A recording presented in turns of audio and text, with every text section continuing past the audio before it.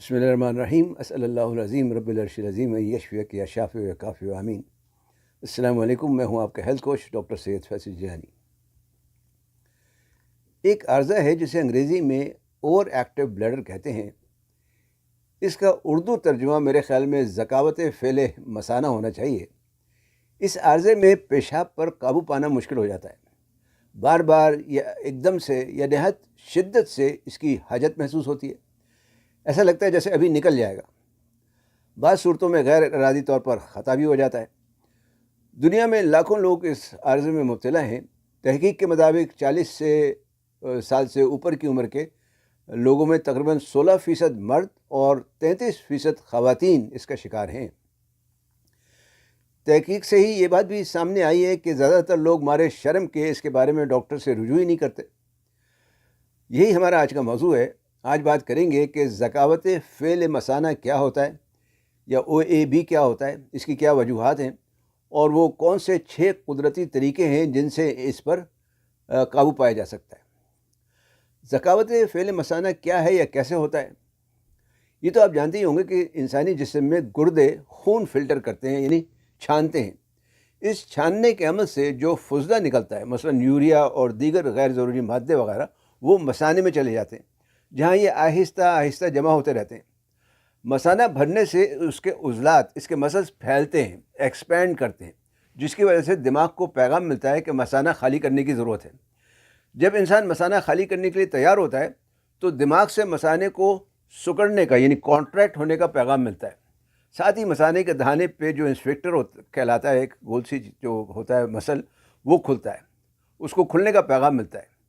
مثانہ سکڑنے سے دباؤ یا پریشر بنتا ہے اور انسان فراغت حاصل کر لیتا ہے. ذکاوت فعل مثانہ یا OAB میں مثانہ بغیر بھرے ہی غیر ارادی طور پر سکڑنے لگتا ہے، جس کی وجہ سے بار بار یا بڑی شدت سے پیشاب کی حاجت محسوس ہوتی ہے کہ اس پر قابو پانا مشکل ہو جاتا ہے. ذکاوت فعل مثانہ یا OAB مثانے کے غیر ارادی طور پر سکڑنے کو ہی کہتے ہیں. یہ اصل میں ایک اعصابی مسئلہ ہے جس کی اور بھی کئی وجوہات ہو سکتی ہیں.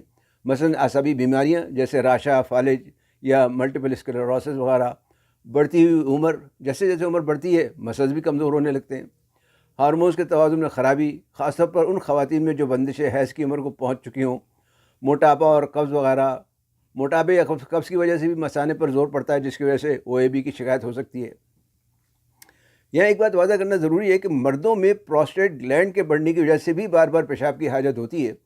اس میں مثانہ یا جو ہے وہ پوری طرح سے خالی نہیں ہو پاتا.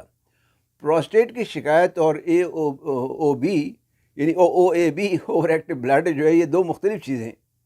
اب سوال یہ ہے کہ وہ کون سے 6 طریقے ہیں جن سے اس پر قابو پایا جا سکتا ہے. تو پہلا ہے غذائی احتیاط. ایسی تمام چیزوں سے پرہیز کریں جن سے مثانہ متاثر ہو سکتا ہے، جیسے تمباکو نوشی ہے، چائے، کافی، ہر وہ چیز جس میں کیفین یا نکوٹین ہو، اور تیز مرچ مسالے والے کھانے وغیرہ. دوسرا ہے پانی زیادہ پئیں. جتنا پانی پینا ہو شام 7 بجے سے پہلے پئیں، اس کے بعد پانی نہیں پینا. تیسرے وزن میں کمی اور قبض دور کرنا. اگر وزن زیادہ ہو تو وزن کم کرنا ہوگا، اور اگر قبض رہتا ہو تو اسے بھی دور کرنے کی ضرورت ہے تاکہ مثانے پر زور کم پڑے. چوتھا، مثانے کی تربیت. اس میں 2 حاجتوں کے درمیان آہستہ آہستہ وقفہ بڑھایا جاتا ہے. وہ آہستہ آہستہ بڑھاتے جاتے ہیں تاکہ دماغ اس وقفے کا عادی ہو جائے. پانچواں، کیگل ایکسرسائزز کہلاتی ہیں، یعنی پیڑوں کے اور ایبڈومن کے مسلز کو مضبوط کرنے والی مخصوص ورزشیں ہوتی ہیں. یہ آپ نیٹ پہ تلاش کر سکتے ہیں. چھٹا طریقہ ہے سپلیمنٹس کا استعمال، جن میں نمبر 1 ہے وائٹامن B1. سارے عضلات یا مسلز اعصابی نظام سے کنٹرول ہوتے ہیں. وائٹامن B1 اعصاب کو طاقت دیتی ہے. اس کے لیے پانی میں حل ہونے والی 600 ملی گرام کی قدرتی وائٹامن B1 استعمال کریں تو زیادہ بہتر ہے. دوسرے نمبر پر ہے میگنیشیم. میگنیشیم کے بارے میں بعض ماہرین کا کہنا ہے کہ یہ مثانے کے بھجاؤ کو، یعنی اسپازمز کو کم کرتا ہے. تیسرے نمبر پر ہے وائٹامن D3. ایک تحقیق کے مطابق وائٹامن D3 پیشاب کی بار بار حاجت کو تقریباً 66% کم کرتی ہے. چوتھا ہے پمکن سیڈ آئل، یعنی پیٹھے کے بیج کے، جو کدو بھی کہلاتا ہے، پیٹھا ویسے زیادہ بہتر ہے، پیٹھے کے بیج کا تیل. چند حالیہ تحقیق کے مطابق پمکن سیڈ آئلز میں مختلف ایسڈز، فائٹو ایسڈز ہوتے ہیں، فائٹو اسٹرولز ہوتے ہیں، اور مختلف وائٹامنس پائے جاتے ہیں جو مثانے کی صحت کے لیے نہایت مفید ہے. اگر پمکن سیڈس کے بارے میں مزید جاننا چاہتے ہیں تو اس پر موضوع پر بھی میری ایک ویڈیو چینل موجود ہے، چاہے تو اسے دیکھ سکتے ہیں۔ تو امید ہے جناب یہ معلومات آپ کے لیے فائدہ مند ہوگی۔ انہیں اپنے دوست احباب سے بھی شیئر کریں، علم پھیلانا بھی صدقہ جاریہ ہے۔ ویڈیو دیکھنے کا شکریہ۔ اپنی آرا سے ضرور آگاہ کریں۔ صحت مند رہیں، تندرست اور شاد آباد رہیں۔